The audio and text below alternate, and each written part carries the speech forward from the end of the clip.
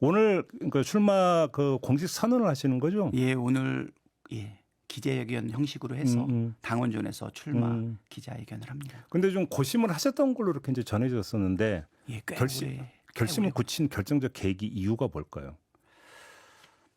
결정적 계기 사실 뭐 고민 여러 가지가 있었는데 개인적으로는 뭐 다른 정치적 계획도 같이 고민을 했었습니다. 대선이 끝나고 나면 무엇을 할 것이냐라고 하는 고민이 있었는데 대선 전까지는 오로지 대선 승리만을 생각을 했기 때문에 계획이 구체화되지 않았고요. 대선이 끝나고 난 이후에는 무엇을 할 건지 뭐 내년도 지방선거를 준비할 건지 그러니까 아니면 뭐 인천시장 설도 좀 돌고 했던데요. 아무래도 인천에서 나고 자라고 성장했기 때문에 인천시장이 정치적인 유일한 목표 중에도 하나 아니었나. 그러니까 예, 내가 예. 무엇을 하고 싶다, 어떤 위치에 되고 싶다 이런 생각은 아무것도 없었는데 혹시 한다면 예, 나고 자란 고향인 인천에서 정치를 통해서 할 역할이 있지 않을까 이런 생각이 있었는데 네. 전에는 그게 제가 잡을 수 없는 큰 목표라고 생각도 했었어요.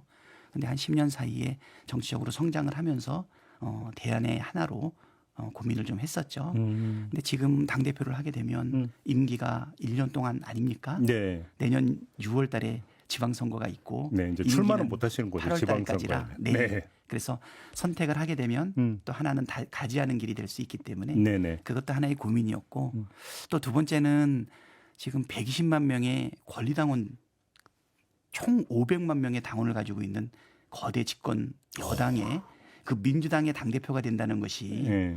사실 내가 그만한 자격이 되는가 또 잘할 수 있는가 그리고 시기는 지금이 적절한가 그리고 마지막 고민은 사실은 이거로 인해서 예상되고 있는 혹시 갈등을 어떻게 해소할 것인가.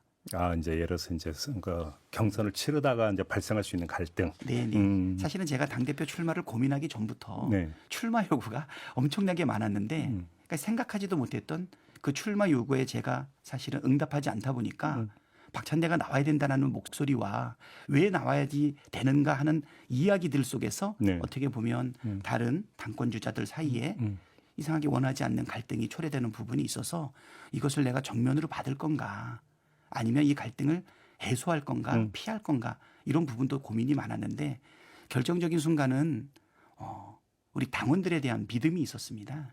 믿음? 네. 어떤 믿음입니까? 그건? 이것은 단순한 갈등이 아니고 네. 결국은 국민과 함께 만들어놨던 이 빛의 혁명을 완수해 나가는 과정 속에서 이재명 정부를 성공시키기 위한 당과 정부와 대통령이 결국은 하나 되는 결정을 할 것이다라고 하는 갈등이라고 얘기하지만 그것을 뛰어넘는 사실은 잘하기 경쟁으로 갈 수 있다라고 하는 확신도 들었고요. 연판자까지 돌았었잖아요. 그 연판장이 잘 모르겠어요. 출마 요구죠. 예, 그건 어떻게 받아들이셨어요? 아유, 내가 과도한 기대를 받고 사랑을 받고 있구나. 네네네. 이런 생각이 좀 들었고요. 예. 네.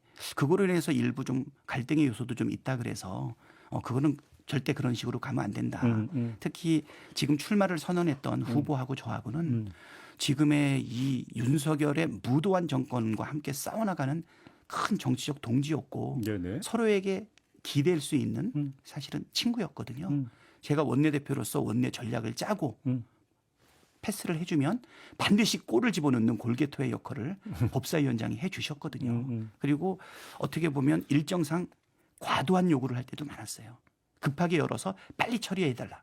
예. 그거를 다 받아줬거든요. 그래서 저는 플레잉 코치로 예, 작전을 짜면 마지막에 그 볼을 받아서 반드시 골인시키는 예, 골게토의 역할을 우리 다른 후보도 했었기 때문에 여기서 우리가 이런 거로 갈등이 일어나면 안 된다라는 생각이 그러니까 지금 좀 있었죠. 의원님이 말씀하신 대로 그다음에 정청래 의원 같은 경우도 이게 과일 양상으로 가면서 상호 비방전이나 이런 걸로 가면 안 된다라고 이제 그 당부도 하고 있고 단속도 하고 있고 그럼에도 불구하고 조금씩 그러니까 순간순간 잠깐씩 삐져나오는 부분은 좀 있는 것 같아요. 예를 들어서 뭐 정청래 의원을 두고 뭐 수박이라는 표현이 나온다든지 이런 것들이 과연 제어가 될 것인가. 왜냐하면 경선이 진행이 되면 더 뜨거워지지 않겠습니까? 이러다 보면 오히려 제어가 더 안 되는 거 아니에요? 우려도 좀 있을 것 같은데. 장을 담그다 보면 네. 예, 뭐 곰팡이가 쓸기도 하고 발효 과정 속에서 냄새도 나기도 하지만 큰 틀에서 보게 되면 우리한테 꼭 필요한 예, 고추장 된장이 거기서 나오는 것 아닐까 싶거든요. 예. 경쟁 요소 속에서 사실은 어떤 조금의 부작용도 안 발생한다라고 하는 거는 과도한 욕심 아닌가. 아까도 제가 마지막에 출마를 결심하게 된 계기는 당원들을 신뢰하고 그리고 저나 또 상대 후보도 멋지게 잘하기 경쟁으로 국민들을 감동시킬 수 있을 것이다. 네. 그 정도의 기대가 있었고요. 특히 윤석열이 비상계엄을 일으켰을 때 우리가 과연 살아서 국회 밖으로 나갈 수 있을까. 예, 그런 거 아무것도 생각하지 않고 오로지 국민들이 지켜줬기 때문에 여기까지 왔다. 그리고 그것을 이끌었던 깨어있는 시민의 조직된 힘이 바로 우리 민주당의 권리당원들이다라고 하는 신뢰가 있고요. 지금은 일부 서로 검증하고 비판하는 단계에서 나는 이것이 비난이라든가 마타도로까지 발전하지 않을 것이다. 또 일부 그러한 목소리가 있다 하더라도 네. 총체적으로 잘 극복해낼 수 있을 것이다. 예. 이렇게 생각합니다. 근데 오히려 이제 이런 현상을 해결할 수 있는 가장 좋은 건 어떤 뭐라고 할까요? 정책, 색깔, 노선 이런 걸 가지고 토론이 이루어지고 한다면 오히려 이제 거기로 모든 게 흡수가 되기 때문에 그건 아주 좋은 선의 경쟁으로 가는 거잖아요. 근데 만약에 이런 구도가 뭔가 그러니까 이 차별점이 만약에 제대로 부각이 되지 않는다라면 오히려 이제 이런 어떤 과열 양상이 인신공격 이런 거로 그러니까 변질될 가능성이 더 높아지는 거 아니겠습니까? 그런 점에서 여쭤보고 싶은데 의원님과 정청래 의원은 어떤 점에서 다르다고 그렇게 판단을 하세요? 나는 정청래 의원은 스타 플레이어 같은 느낌이 들어요. 스타 플레이어. 골게터라고도 이야기를 했죠. 개인기가 아주 뛰어나고 그다음에 정치적 식견이라든가 실력도 대단하고 법사위를 운영해 보시는 거 보셨지 않습니까? 사실 제가 원내대표가 되고 나서 제일 첫 번째 했던 일이 뭐였냐면 원구성이었어요. 그렇죠. 예, 법사위 운영이 반드시 우리가 가져오겠다. 또 결과적으로 우리 공영방송 MBC 지켰지 않습니까? 그래서 여러 번 강조하시네요. 예, 그래서 과방위 그다음에 또 예결위 여기에 위원장들을 어떻게 세울 건가를 진짜 고민을 많이 했는데 예, 성공했던 것 같아요. 법사위원장에 정청래를 세운다는 거에 대해서 사람들이 상상을 못했던 것 같아요. 특히 과방위원장을 1년 하고 다른 상임위를 1년을 하려고 그랬는데 사실 최고위원이기 때문에 의총에서 한번 맞아요. 그런 일이 맞은 적이 있었죠. 예, 맞아요. 있어요. 그런 일이 있었어요. 예. 그럼에도 불구하고 제가 정청래 법사위원장을 세울 때는 깊은 고민이 있었거든요. 독이 될 것이냐 약이 될 것이냐 아주 보약이 됐죠. 그다음에 최민희, 김현 이 두 분을 과방위의 위원장으로 세울 것이고 간사로 세울 것이냐 독이 될 것이냐 약이 될 것이냐 네. 잘 되지 않았습니까? 그다음에 예결위도 그랬고 근데 나는 정청래 위원장은 아까도 말씀드렸듯이 목적을 달성하기 위해서 반드시 그것을 행해나가는 추진력 그다음에 정치적 식견을 분명히 가지고 있다고 저는 생각하고요. 저는 아까도 말씀드렸지만 다른 사람의 장점을 최대한 드러내는 스타일입니다.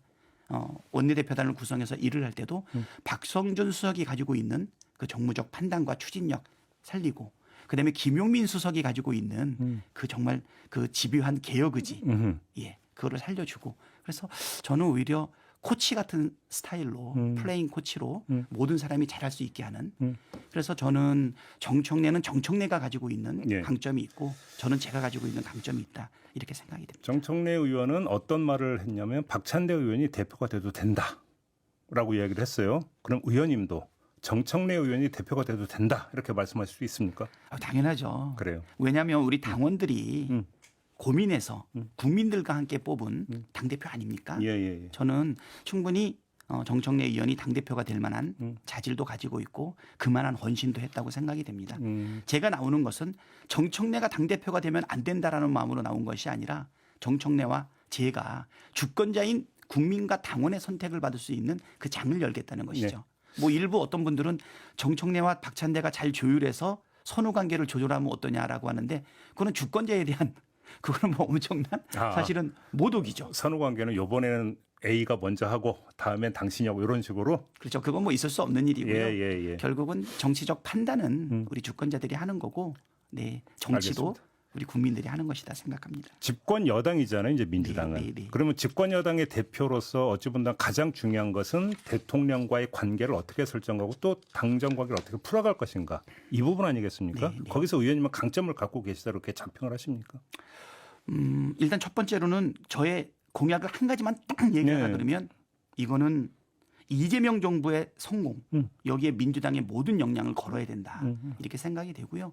저는 야당에서 이제 집권 여당이 되지 않았습니까? 네네네. 윤석열 정부가 지난 3년 동안 망가뜨려놓은 민생과 경제, 안보 그리고 국격 그다음에 우리 민주주의까지 이재명 정부가 빛의 혁명을 완수해가는 과정 속에서 집권 여당으로서 정말 잘 동반자 관계를 해나가야 된다 예. 이렇게 생각이 되고요. 예. 그러기 위해서는 당, 정, 대가 하나가 되고 원팀이 되어야 되는데 제가 원내대표를 하게 되면서 사실을 돕는 서번트 리더십을 많이 보였고 네. 사람들의 강점을 사실 다 살려냈기 때문에 그 원팀 정신으로 해나가야 된다. 물론 입법부의 역할이 기본적으로 정부에 대한 견제가 있겠죠.